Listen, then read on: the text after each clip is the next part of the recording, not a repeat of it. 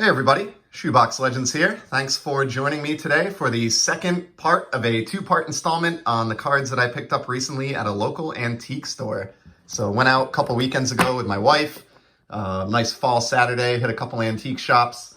She was looking for stuff for the house, and I, as usual, had my eyes peeled for anything sports or sports card related, and found a vendor, to my surprise, with some pretty good stuff that I thought was fairly priced.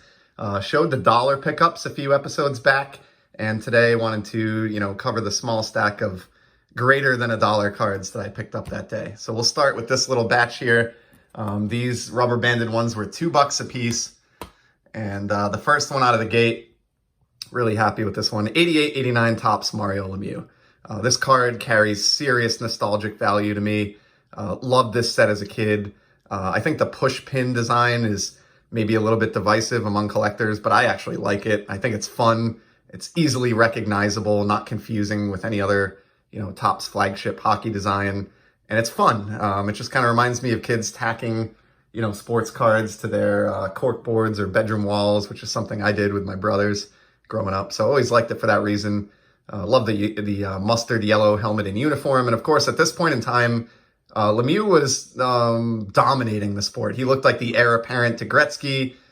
He was so popular, in fact, that he was actually given card number 1 on the checklist in this 88-89 release. So, a card that I already had at least one copy of. I'm quite confident of that. I have a complete, 88-89 Topps set. But as I'm going to say about a couple of these in today's video, that's a card where at that price point and in that condition, I'll just buy as many copies as I come across, quite honestly. I think that's a fantastic looking Lemieux card. And as a little side note, I have some pretty nice Lemieux on the way that I'll be showing off in the very near future here. So stay tuned for that. Seem to be becoming like an accidental Mario Lemieux collector of late. Here's one from the 70s that I love. This is actually mislabeled. It says 1978, but this is a 77-78 Guy Lafleur out of Topps. I'm pretty sure I have the complete set of this already, but again, I just can't pass this up. He's an absolute leader and champion, first ballot Hall of Famer.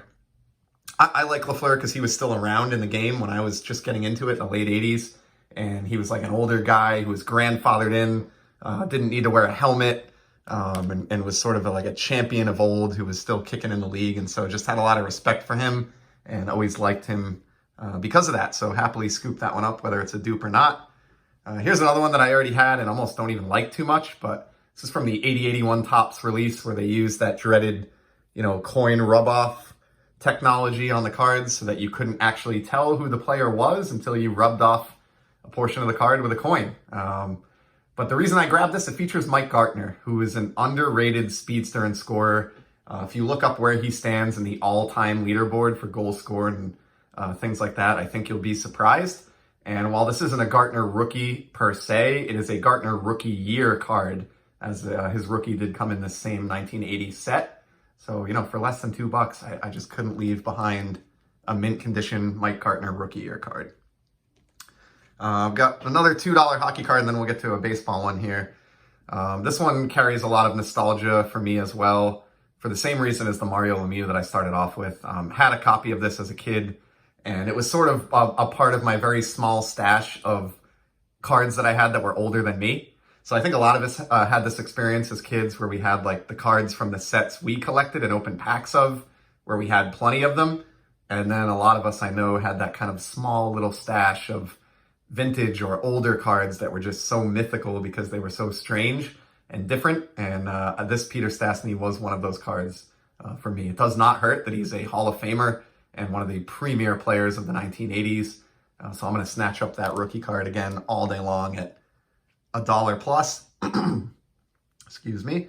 And then here's the $2 baseball card. I was perhaps more surprised about this one than any of the hockey. 81 Topps traded Rock Reigns rookie. This really put a smile on my face because I didn't have this one before. I have a lot of the traded sets, the box sets from 82 and onward, but was sort of inexplicably missing this Reigns and was really astounded to find it in this shape for less than $2. Felt like I plugged a pretty nice rookie card hole in my baseball card collection by picking this up, and I think I got a really good deal on that. And that's not the only significant rookie card hole that I plugged in this trip, so we'll talk about another one of those in a minute. Before we get to that, though, I have a couple of $3 cards. So we got this 6970 Alex Delvecchio, and this was an easy grab for me, just because hockey cards from the 60s are not that easy. There's comparably fewer of them than there are Topps baseball, and so even for commons and scrubs, they're just not that cheap, and they're just not that prevalent. And in this case, I mean, this is a guy who's a Hall of Famer and a longtime captain of an Original Six franchise. At this price point, that was just a no-brainer. So it went right into my stack.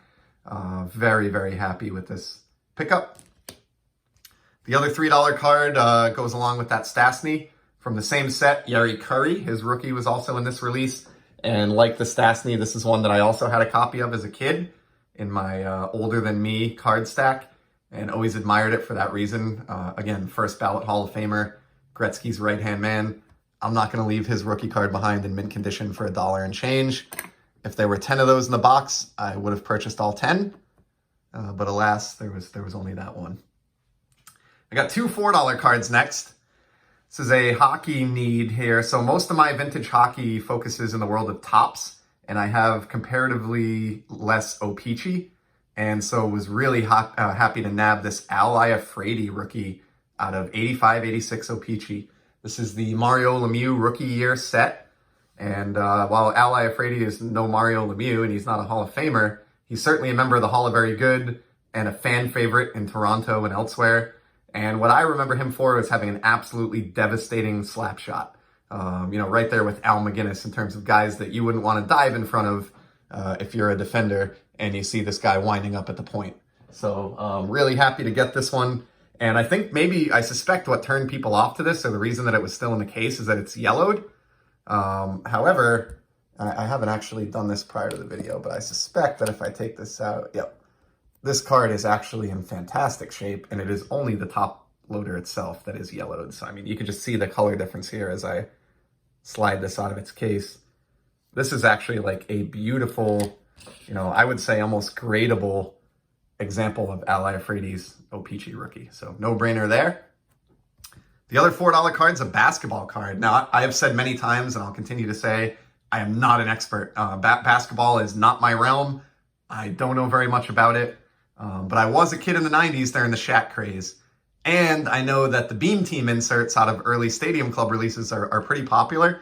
So for those two reasons, I was surprised to see this card here. This is a 93 Beam Team Shaq, available for less than $4, $4 before the discount, I should say. So I meant to go on ComC or eBay and kind of check into this a little bit before shooting the video, but I forgot to, quite honestly. But my guess is that this is probably, generally or usually more than a $4 card. But either way, it'll look nice in my basketball Z-folio. I do have a page in there dedicated to Shaq. So this one will get slid right into that page and assume its place in the Z. So I got two $7 hockey cards now, and then a big baseball card to close it out. So bear with me another couple minutes here. This is perhaps my most satisfying pickup of the day. For $7, I got an 81-82 O-Pee-Chee Glenn Anderson rookie. And, much like the Al Iafrate, I think the case here is not doing any favors in terms of presentation. Yeah, you can see case is yellow, card is actually great. This is significant to me for a few reasons.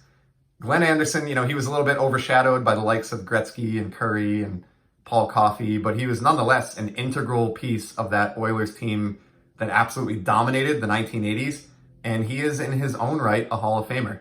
And I did not have his rookie card prior to this. It's always been a gap in my collection. I've just never owned one. I have the top set from 1981 complete, but I don't have the O-Pee-Chee release, and Glenn's rookie is only present in O-Pee-Chee this particular year. So this is a huge card for me.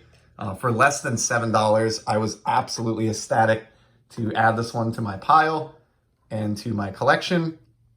Very happy to welcome that one home. And again, yeah, feels like a pretty significant gap closed in my 80s hockey card collection for just, the price of a value meal at McDonald's, essentially.